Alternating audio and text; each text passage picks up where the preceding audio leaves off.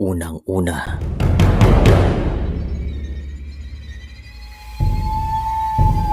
ang ilan sa mga Pilipino ay mahilig sa mga kwentong kababalagan at mayroon akong ikukwento.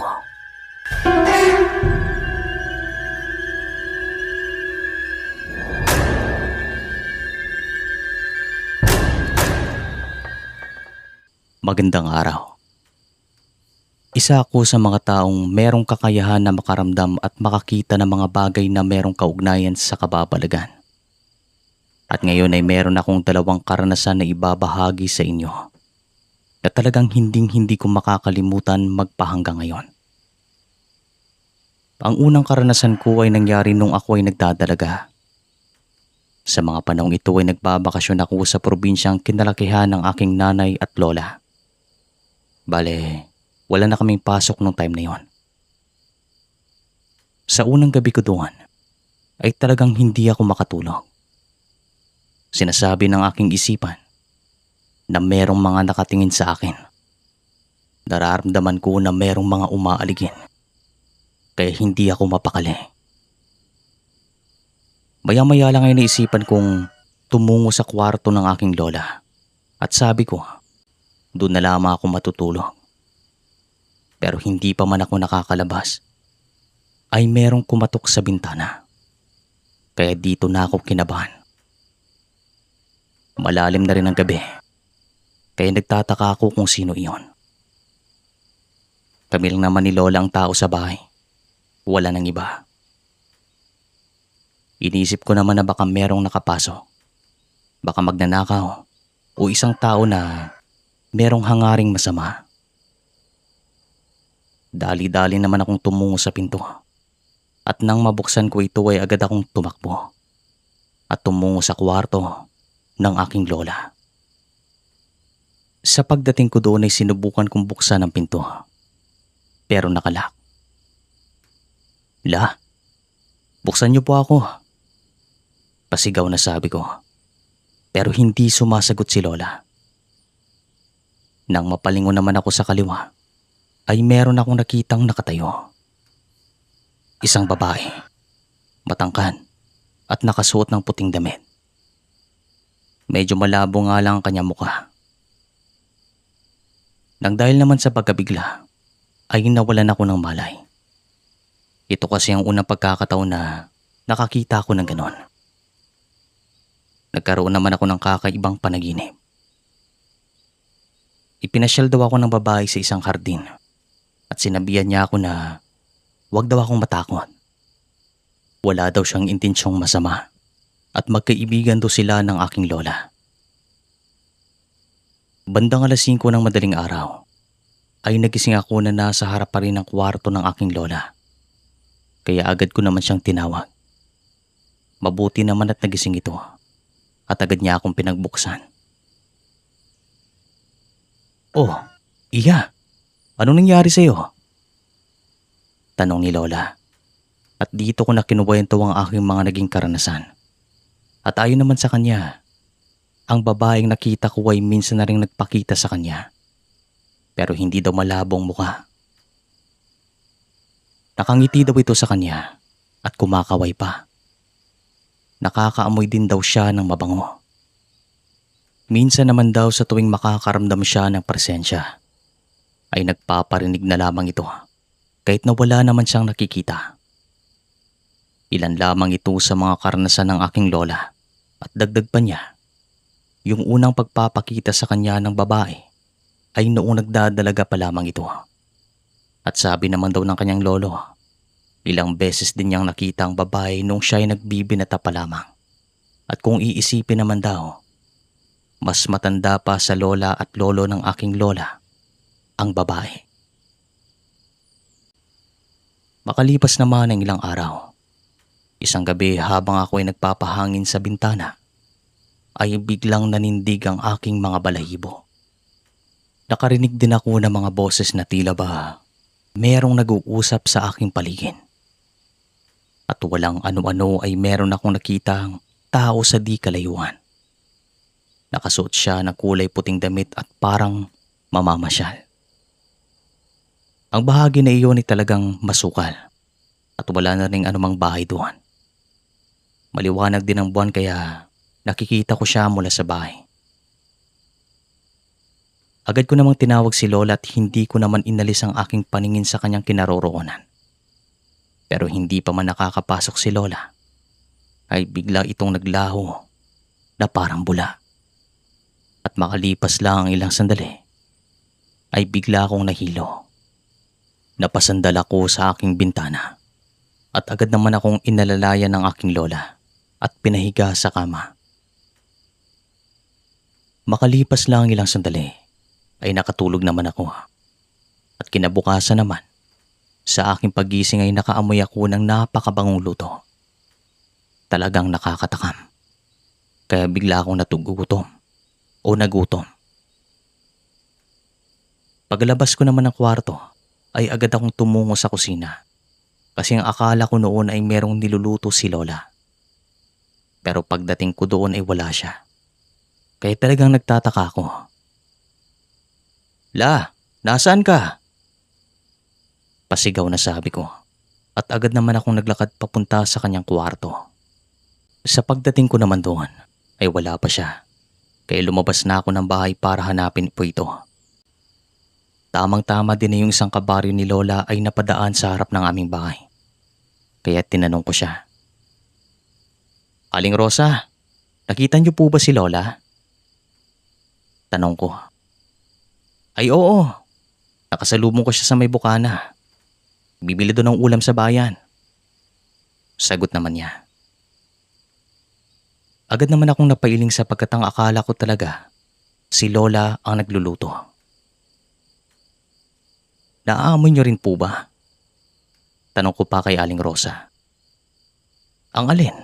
Ang mabangong luto? Tanong naman niya. Opo, yan ang aking tinutukoy. Sagot ko naman. Naku, masanay ka na iya. Sabi nga ng lola mo, kapag maamoy daw niya ito, ay hayaan mo na lamang. Baka daw nagluluto ang babae. Sagot naman niya. Alam ko na kung sino ang kanyang tinutukoy. Kaya tumango na lamang ako. Unti-unti namang nawala ang maamoy na ito at magmula sa araw na ito ay palagi na akong nakakaamoy ng ganito. Minsan tuwing madaling araw at minsan naman hating gabi. Pero hinahayaan na lamang namin. Magmula din noon ay palagi na akong nakakaramdam ng kakaiba kahit saan man ako magpunta. May mga pagkakataon na naninindig ang aking mga balahibo. Pero sa kabila nito, pakiramdam ko ay meron ding gumagabay sa amin. Minsan, nahuhulaan ko rin po ang mga mangyayari pa lamang. Napapaniginipan ko rin ang mga taong malapit nang mamatay at yung mga taong kakamatay lang na hindi pa alam ng kanilang mga kamag-anakan. Katulad sa aking tiyo. May mga pagkakataon din na nakakakita ako ng mga puting usok at minsan naman itim. Minsan naman kulay abo at saka nawawala din naman. Magmula noon ay tinanggap ko na meron akong kakayahan na makakita at makaramdam ng mga bagay na merong kaugnayan sa kababalagan.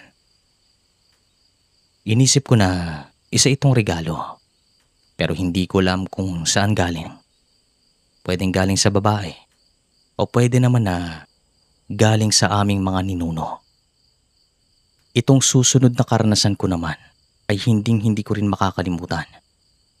Nagbigay ito ng matinding takot sa akin sapagkat ito ang kauna-unang engkwentro ko sa aswang. Hindi pa ito pangkaraniwan. Nangyari naman ito sa probinsya ng aking dating nobyo. Bali sa mga panahong ito ay mahigit 3 taon na ang aming relasyon. Ito rin ang unang pagkakataon na nakapunta ako doon. Pero itong nobyo ko, natawagin natin sa pangalang Renato, ay lumaki talaga sa syudad.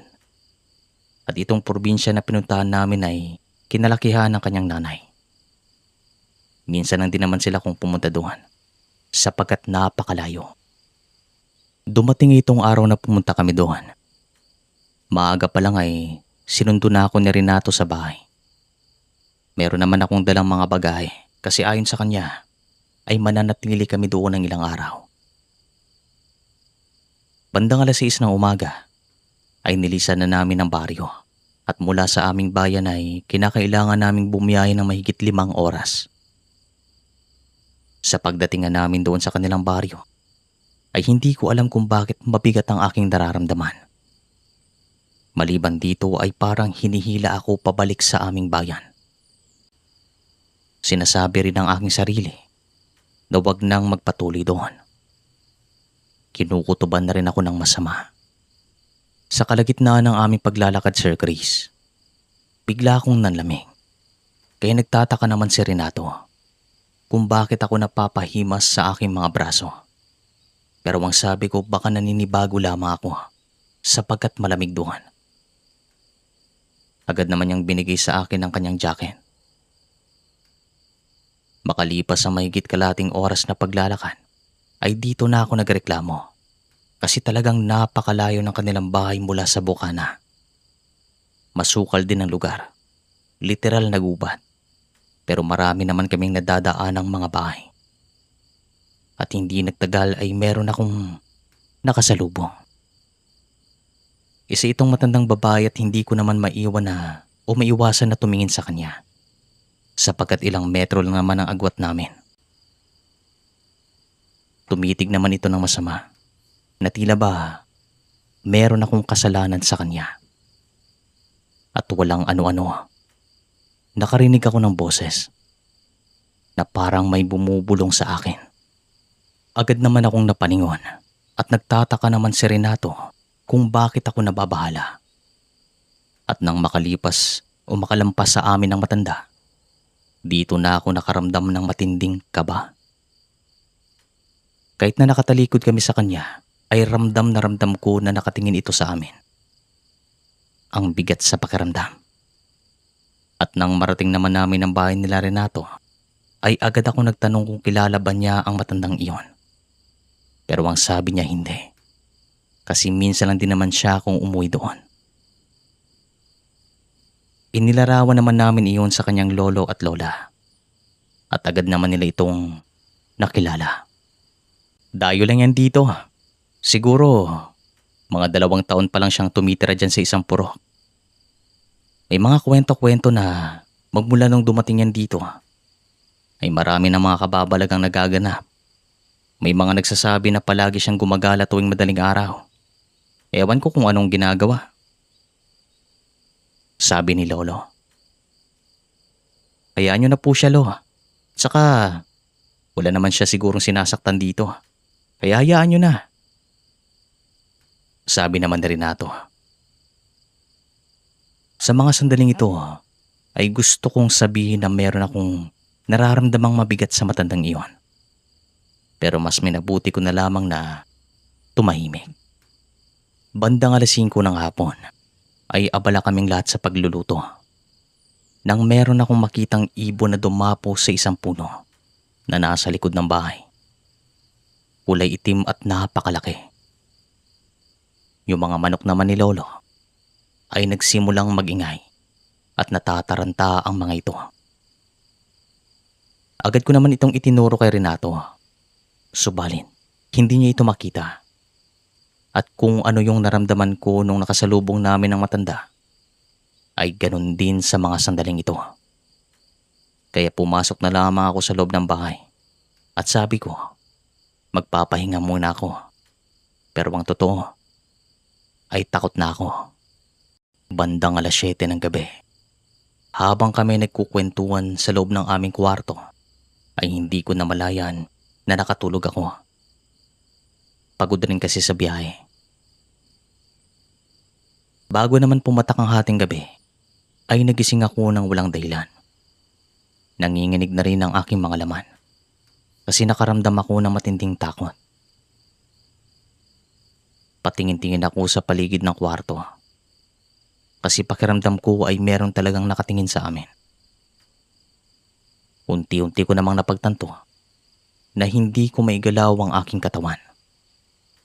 Kahit paglingon ay hindi ko naman magawa at ramdam na ramdam ko na merong presensya sa aking likuran. Nagdasal ako ng taimtim at sabi ko, ilayaw ako sa kapahamakan. At hindi nagtagal ay naigalaw ko ang aking katawan at agad naman akong lumingon sa aking likuran. Dito ko na siya nakita. Ito ang matandang nakasalubong namin ni Renato. Pero ibang-iba na ang kanyang muka. Nanlilisik ang mga mata at ang kanyang mga buhok ay nagtatayuan. Talagang nakakahilakbot tignan. Sumigaw ako at pinikit ko na lamang ang aking mga mata. At nang magising naman si Renato, ay agad naman niya akong niyakap at tinanong. Hoy, anong nangyayari sa'yo? Bulalas naman niya kasi naggulat daw ito. Agad ko namang sinabi na ang matanda ay nakadungaw sa bintana. Pero wala naman daw siyang nakita, kaya minulat ko na ang aking mga mata. Totoo nga na wala na ito doon. Kaya labis naman ang aking pagtataka. At hindi nagtagal ay pumasok naman si Lolo at Lola at sinabi ko rin sa kanila kung ano ang nangyayari. Inikot naman nilang buong bakuran pero hindi nila nakita ang matanda. Kinabukasan naman ay pinuntahan ni Lolo ang kanyang bahay para kumprontahin ito. Pero ayon kay Lolo, walang sumasagot sa kanya. Walang lumalabas sa bahay. Sabi naman ng mga kapitbahay ng matanda doon ay nandoon lang siya sa loob ng kanyang barong-barong. Ang tanong naman, bakit hindi niya kayang harapin si Lolo kung hindi naman siyang matanda na aking nakita? At nang dahil dito, isa lang ang aming iniisip. Siya nga talaga iyon. 2 araw lang itinigal namin doon kina Lolo. Sapagkat tuwing gabi ay nakakaramdam talaga ako ng mabigat at hindi ako makatulog na maayos. Kaya mas minabuti naming umuwi. Marami pa po akong mga karanasang pagkatapos noon. Pero ito lang yung talagang tumatak sa akin. Kaya dito ko na siguro tatapusin ang kwento. Maraming salamat sa inyo. Hanggang sa muli.